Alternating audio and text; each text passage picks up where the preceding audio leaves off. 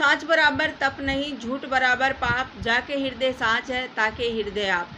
संत कबीर द्वारा रचे गए इस उक्ति परक दोहे का सीधा और सरल अर्थ इस प्रकार किया जा सकता है कि इस नासवान और तरह तरह की बुराइयों से भरे विश्व में सच बोलना सबसे बड़ी सहज सरल तपस्या है। सत्य बोलने, सच्चे व्यवहार करने, सत्य मार्ग पर चलने से बढ़कर कोई तपस्या हो ही नहीं सकती। इसके विपरीत जिसे पाप कहा जाता है, बात बात पर झूठ बोलते रहना, छल कपट और झूठ से भरा व्यवहार तथा आचरण करना उन सभी से बड़ा पाप है। जिस व्यक्ति के हृदय में सत्य का वास होता है, ईश्वर स्वयं उसके हृदय में निवास करते हैं। जीवन के व्यवहारिक सुख भोगने के बाद अंत में वह आवागमन के मुश्किल से छुटकारा भी पा लेता है। इसके विपरीत मिथ्याचरण व्यवहार करने वाला, हर बात में झूठ का सहारा लेने वाला व्यक्ति न तो चिंताओं से छुटकारा प्राप्त कर पाता है, न प्रभु की कृपा का अधिकारी बना सकता है। उसका लोक तो बिगड़ता ही है, वह परलोक सुख एवं मुक्ति के अधिकार से भी वंचित हो जाया करता है। सत्य व्यवहार एवं वचन को आखिर तब क्यों कहा गया है? इस प्रश्न का उत्तर सहज सरल है कि विश्व में प्रेम और सत्य मार्ग पर चल पाना खांडे की धार पर चल पाने के समान कठिन हुआ करता है।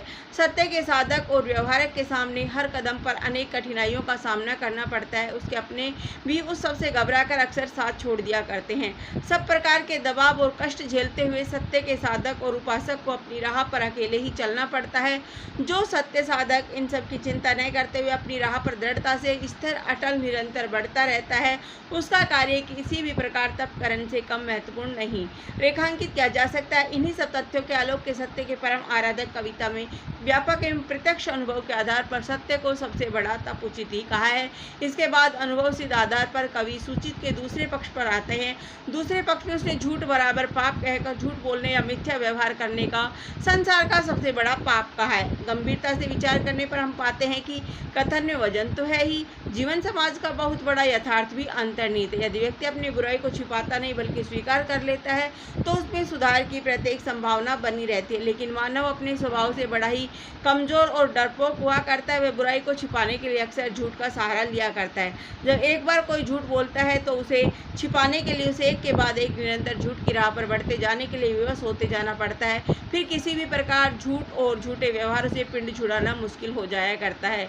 मनुष्य सभी का घृणा का पात्र बनकर रह जाता है। जीवन एक प्रकार का बोझ साबित होने लगता है। इन्हीं सब व्यवहार मूलक तथ्यों के आलोक में सत्य के शोधक संत कवि ने झूठ को सबसे बड़ा पाप उचित ही ठहराया है।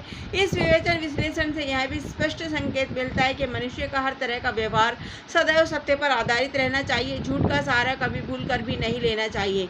गलती हो जाने पर यदि व्यक्ति सब कुछ सच सच प्रकट कर देता है तो उसके सुधार की प्रत्येक संभावना उसी प्रकार बनी रह सकती है कि जिस प्रकार डॉक्टर के समक्ष रोग प्रकट हो जाने पर उसका उपचार संभव हो जाया करता है। यदि रोग प्रकट नहीं होगा तो भीतर ही भीतर व्यक्ति की देह को सड़ा गलाकर नष्ट कर देगा। उसी प्रकार यदि झूठ का सहारा लेकर बुराई को छिपाया जाएगा तो जीवन भर असत्य व्यवहारों का पुलिंदा बनकर रह जाएगा। बुराइयों का परिहार कभी कतई संभव नहीं हो पाएगा। इसीलिए जीवन को झूठ के सहारे पाप का जीवन नहीं बनने दीजिए। सत्य के तप से तपाकर कुंदन और लोक परलोक का स्वर्ग बनाइए। इसीलिए तो मनुष्य को देह मिली है। इसकी सफलता सार्थकता भी इसी तथ्य में है।